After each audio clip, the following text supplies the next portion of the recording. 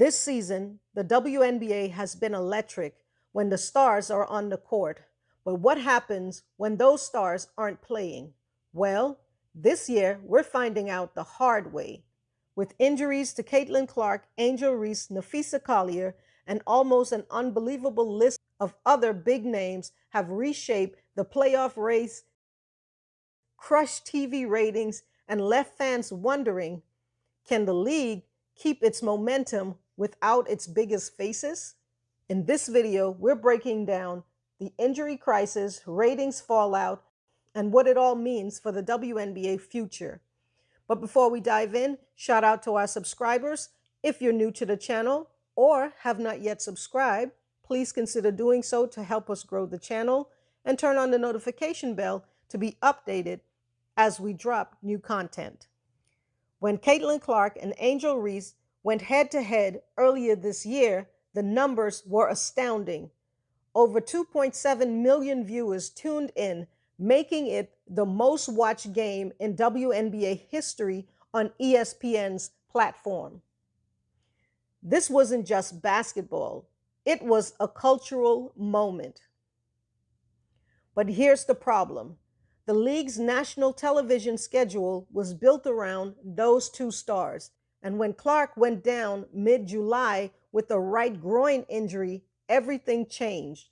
Since her injury, Fever games on national television have plummeted from 1.8 million viewers to just 847,000.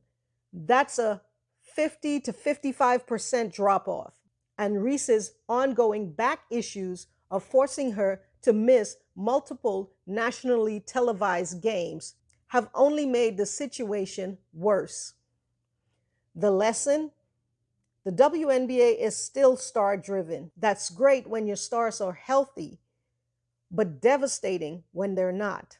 Let's dig into some of the injuries, and let's start with Caitlin Clark, Indiana's all-star sensation. She has missed half of the games this season, including the All-Star game. No return date has been set as yet. Without her, the Fever have gone from must-see TV fighting to stay in the playoff picture. Indiana struck gold in finding Ari McDonald was on a 5-game winning streak without Caitlin Clark, but now both backup point guards, Ari McDonald and Sydney Colson, are out for the year.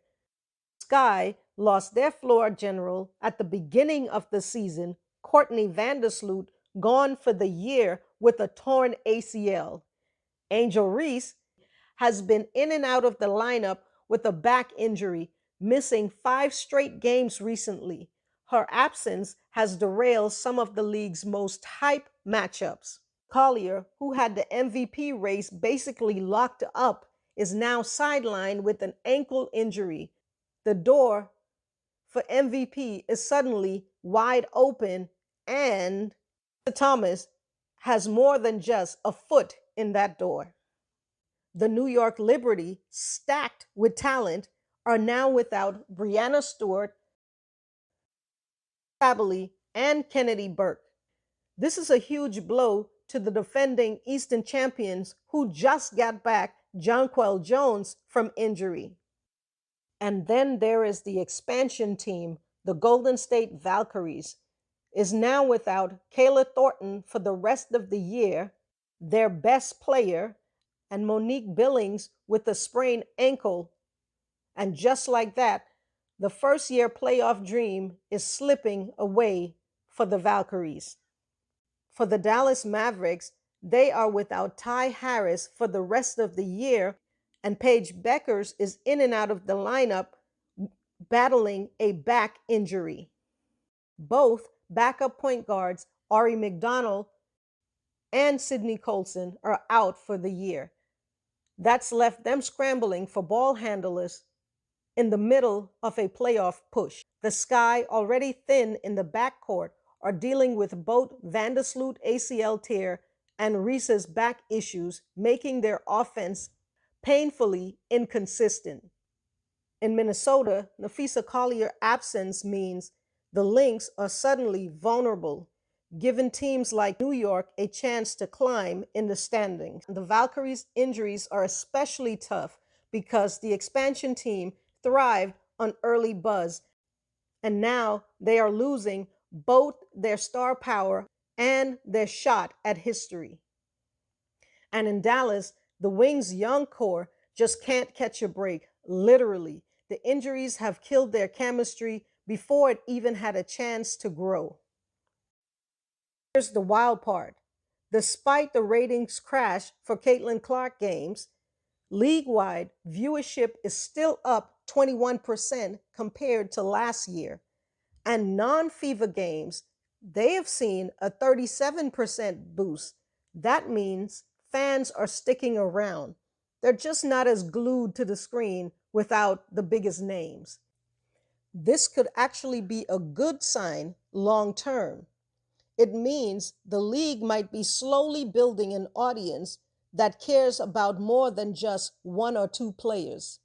They should take note and consider spreading the nationally televised games around. The 2025 WNBA season is a cautionary tale. Yes, star power sells tickets and draws millions of viewers, but over-reliance on a few faces is risky. The injuries we are seeing this year are forcing the league to rethink how it markets games, schedule marquee matchups, and most importantly, take care of player health. The challenge for the WNBA now is to spread the spotlight, develop multiple storylines, and make sure the next time a superstar goes down, the whole season doesn't take a hit with her. So what do you think? Can the WNBA bounce back from this injury wave?